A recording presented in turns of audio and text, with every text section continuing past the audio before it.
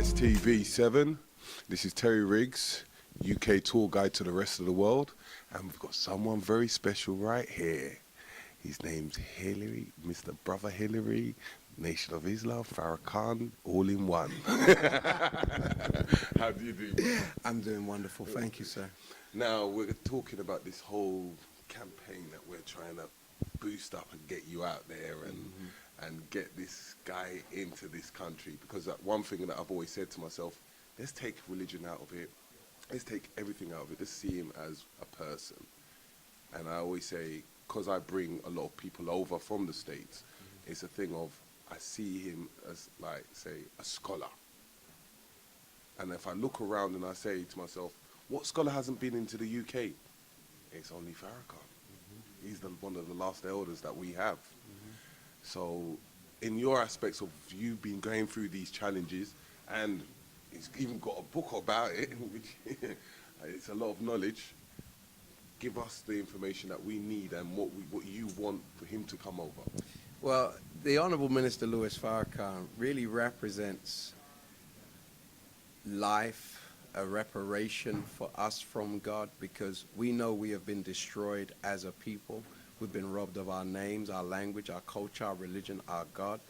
And when I first met the Honourable Minister Louis Farrakhan in 1985, the year that the UK imposed the restriction order on him, I didn't know he was banned at that time. But what the Honourable Minister Louis Farrakhan has been able to do for me, my desire is to share that brilliance, that excellence, that reformation that I have been the recipient of with all of my brothers and sisters here in the United Kingdom. And the Honourable Minister Louis Farrakhan is not just good for black people in this country, he really is good for the United Kingdom. And if the government really assess what they have done, they have robbed themselves of a gift from God, and they have robbed themselves of the ability to reform themselves, to reform their country, so that their country could be favored by God and be given an extension of time. If they refuse to continue to allow a man that God has raised up for the salvation of those who desire to pass from an imminent destruction that we are going through as world citizens, we can see that the planet is in an upheaval at the moment. And things are taking place, the like of which can only be found in the Bible and in the Holy Quran. If we are in that time, then we know that God has raised up a man to give us guidance as to how we should be conducting ourselves in this day and time. And I honestly believe Honorable Louis Farrakhan is that man to give guidance, to help us to recalibrate our lives and to come back to reconnecting ourselves to God Almighty, so that we may have a chance to escape an imminent destruction that is sweeping the planet Earth, and for us to be given an opportunity as black people first and foremost to take responsibilities for our lives and stop continuing to depend on others to do for us, which we have the ability to do for ourselves if we can come in unity. And I ultimately would like to appeal to the United Kingdom government, brother, that the Honourable Minister Louis Farrakhan is really their last chance to get an opportunity of an extension of time, because what they have done throughout the planet, we are in the time of reaping what we have all sown. And as individuals, we are reaping what we sow, but on a government level, governments are to reap what they have sown.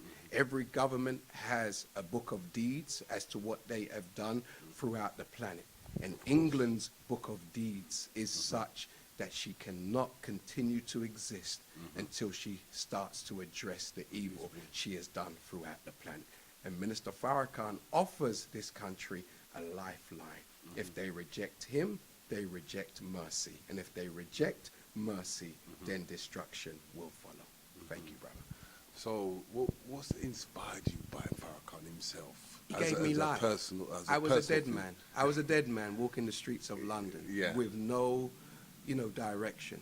He gave me life, spiritually, morally, mentally, socially, on every level. He's given me life. And what would you say that transition, how roughly that transition between there and where you are now? Oh, I couldn't recognize that man. So phenomenal. The person I was when I was 19, when I first met the Honourable Minister Louis Farrakhan, was just a young man Because you know what it is I'm trying to show the youth that they can do the same form of transition. Because we were talking about earlier about you being with a next person and following that person. But as I said, you was a real leader within yourself, which you shouldn't have been following in the first place. But as a young 18, 19-year-old, you always respect, the big man in the community. And I was blessed to be sparring with the big man in the ghetto, So be that as it may, when I was blessed to hear the voice of a real big man, a man who didn't build his popularity or his status on harming, other black people, but who built his popularity on the love that he has extended to us as black people, his ability to resolve conflicts amongst us as black people, and his ability, like David, to stand up to the wicked wolf who's at the door and beat back the wolf to protect, the innocent lambs. He is our protector, brother. He doesn't fight little ignorant people in our community. No. The Honorable Louis Farrakhan fights governments, brother, and he beats back European and world leaders who have evil in their heart for us as black people. So where would you say, let's give it this way, 5 years from now, where would you like it to be? Oh, let's go 1 year from now. Okay, Within the next 12 months, Yeah. we expect for the United Kingdom government to come to their senses and know that the Honourable Minister Louis Farrakhan represents life and an extension of time for them. And if they reject life and their extension, then they will reap the rewards that they truly deserve for the evil they have done throughout the planet. Okay, of course, because they've put that seed in and the tree has now gone very big. Yeah, they have literally gone into every country on this planet and destroyed the indigenous everything. people, and built a country here, beautiful country, but the cost of building this beautiful country is to subjugate and destroy indigenous people throughout the planet. And for now that the campaign has started from here, the seed has now been grown. Just a little insight on the first maneuvers that we shall do. Or what do you want people to do for you to raise this awareness? Well, first and foremost, we want everybody to go to change.com and to sign the petition that is being promoted on this banner.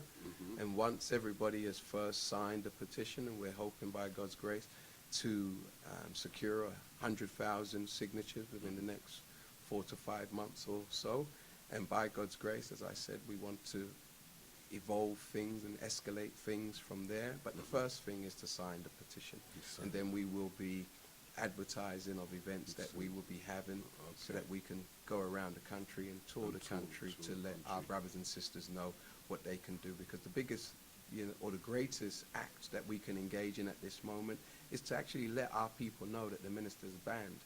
The greatest obstacle that we are facing at the moment is ignorance about the fact that the ban actually exists.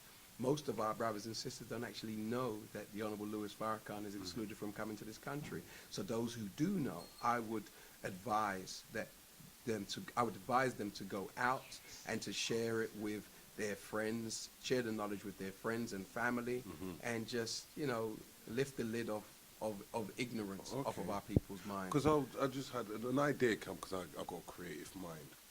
Yes, and you mentioned something about you stream Farrakhan anyway. Yeah.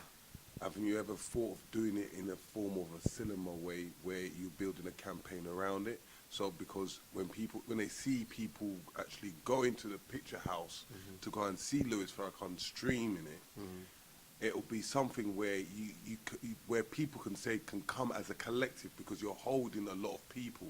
So then it's people that want to actually see him. So if people are visualizing and seeing that, it can actually put pressure on these people that are stopping him from coming. Absolutely. And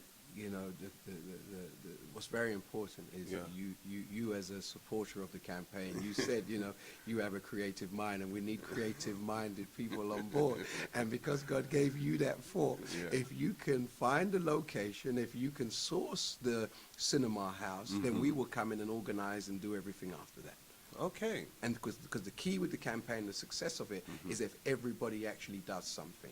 So if God blesses you with an idea and you pursue that idea, then we come behind you and support that idea, then you have invested in the ban being lifted on the Honourable Minister Louis Farrakhan. Because if 100,000 individuals phone the mosque tomorrow and give us their ideas, you know, we're going to be overwhelmed with ideas. So the key is we want people to phone us with their ideas, email and text us with ideas, but also have the willingness to build out the idea that God chose their special mind to plant such an idea in. Okay.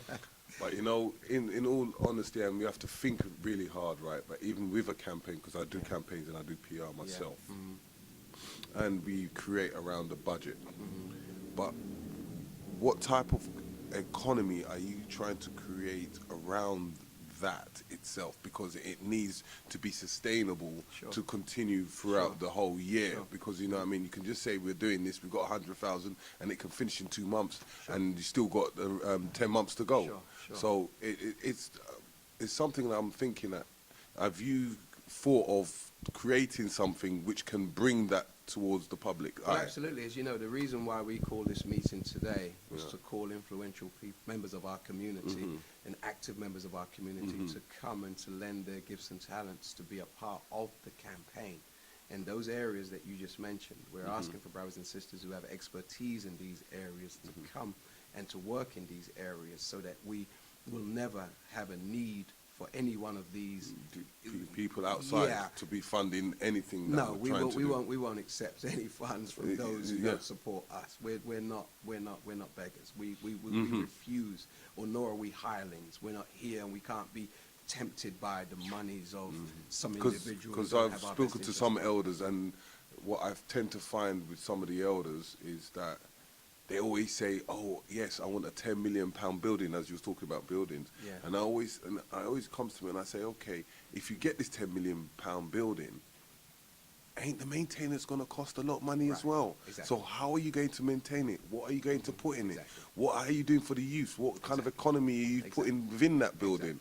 So everything has to have a kind of a stronghold to maintain itself. So we have a finance department where individuals who, as their skill and gift in life, they develop budgets and are very creative in fundraising. That was one of the opportunities that were being, or areas that we were offering for our brothers and sisters to come in and lend and share their expertise to make sure that we never run out of funds in order to pursue such a worthy goal of trying to get this exclusion order lifted on the Honourable Minister Louis Farrakhan. Okay, so let's kind of wrap it up.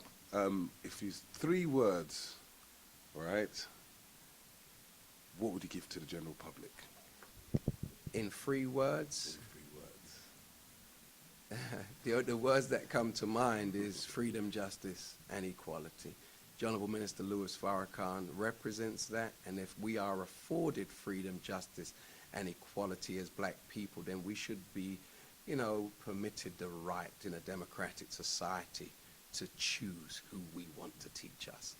You know, we shouldn't be under this spiritual educational embargo that our former slave masters and their children are telling us who can teach us. Wasn't this the way back in slavery where they chose our preachers for us? And we send our children to school every day where we have no influence over those who stand over them and teach them. And when they fail and when they are expelled from school, we blame our children as opposed to the teacher. Well, let us flip that script. Let us choose a teacher, a leader, a guide who has a track record of reforming us as black people, and has a track record of not just reforming us as black people, but helping heads of state to run their countries better in Africa and in the Caribbean and in Asia, and now soon in Europe. So by God's grace, the words that come to my mind is freedom, justice, and equality. And let us enjoy those great principles on which Brother Hilary, and hope we see again, and hope we can work together again. Absolutely. Always and ever. Absolutely. Thank you so much. All right. Yes, sir. It was nice talking to you. Pleasure. Thank you, sir. Black Eyes TV 7. We're thanking you, the public, for listening, and thank you for Brother Hilary for giving us a great insight on this campaign. Thank you very much. Oh.